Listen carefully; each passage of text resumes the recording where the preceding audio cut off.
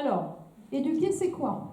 C'est s'intéresser à la forme en utilisant des techniques d'apprentissage respectant et s'adaptant au fond du chien pour obtenir un coucher, une marche en laisse, un assis, un reste, peu importe ce que vous voulez, tout en s'attachant au fond, en prenant en considération l'émotionnel, le caractère, les capacités physiques, mentales du chien, son niveau de coopération, sa détermination à obtenir ce qu'il désire ou à éviter ce qu'il ne veut pas, et son niveau de réactivité. C'est-à-dire que pour une même technique donnée, je ne vais pas par exemple, ok, on apprend à 10 chiens, là, le assis. Et bien, pas un chien, on va lui apprendre de la même façon. On va utiliser des friandises, on va utiliser du positif, mais on va s'adapter à la personnalité du chien. Celui-là, on va positionner notre main un peu différemment parce que ça lui fait un peu peur quand on fait un peu de leurre.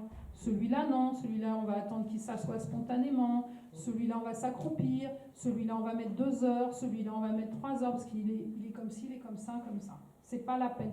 Par exemple, alors ça me fascine, moi. Alors, vous allez dire que je parle beaucoup des chiens de refuge. Ben oui, parce qu'en fait, ce sont des chiens assez intéressants puisqu'ils n'ont plus de maître.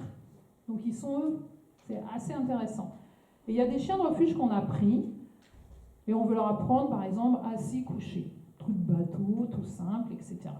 Quelquefois, il y a des chiens, ça peut être pendant 3-4 heures, ils sont figés comme ça. Vous pouvez avoir un cervelas comme ça, ils ne mangent pas le cervelas et ils vous regardent, ils sont figés. Ils ne font rien. Et ils vous analysent en disant, fais pas grand-chose non plus. Voilà, fais attention dans tes mouvements, parce que je ne suis pas très à l'aise avec les humains. Et pour l'instant, je suis en insécurité. Donc, je ne vais ni m'asseoir ni me coucher. Ça n'est pas possible. D'accord? Jusqu'à là, tout est normal. Et puis, quelquefois, on dit aux agents, écoute, laisse, c'est pas grave, t'inquiète pas, c'est frustrant, j'ai pas eu de assis, tous les autres sont assis. C'est pas grave, t'inquiète pas. On remet le chien en box, on ressort le chien le lendemain matin, et je vous le donne dans le mille. Bing, assis. Bing, couché. C'est-à-dire que le chien, la veille, n'avait ni fait assis, ni couché. Mais je ne sais pas par quel miracle, il savait qu'on lui demandait ça. Le lendemain matin, il va mieux, et il vous fait assis couché. Et on l'a vérifié sur plein de chiens.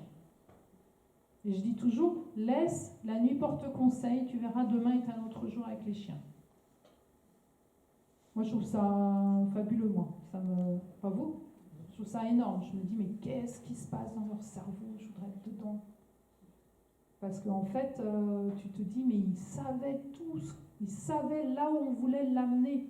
Ce qu'ils nous demandaient, c'est pas de le faire brutalement, pas lui mettre de pression, pas lui mettre de stress. Ce qu'ils nous demandaient, c'est de prendre le temps qu'il soit un peu mieux émotionnellement, et ils nous donneraient tout. C'est pas un problème pour un chien de s'asseoir et se coucher. Ils s'en fichent, ils le font. Soit ils ont des douleurs, mais ils n'ont pas ces notions d'obéissance et de désobéissance. Ils ont une motivation à produire un comportement, ils le produisent. Si un chien est travaillé positivement, par exemple, il trouve du plaisir à faire assis couché, vous pouvez lui demander 50 fois de suite. Vous arrêtez, vous dites, allez, dis-moi coucher assis, s'il te plaît. J'adore ce jeu. Donc ça n'a rien à voir avec l'obéissance. Donc éduquer, c'est donner envie au chien d'être coopératif pour donner le meilleur de lui-même.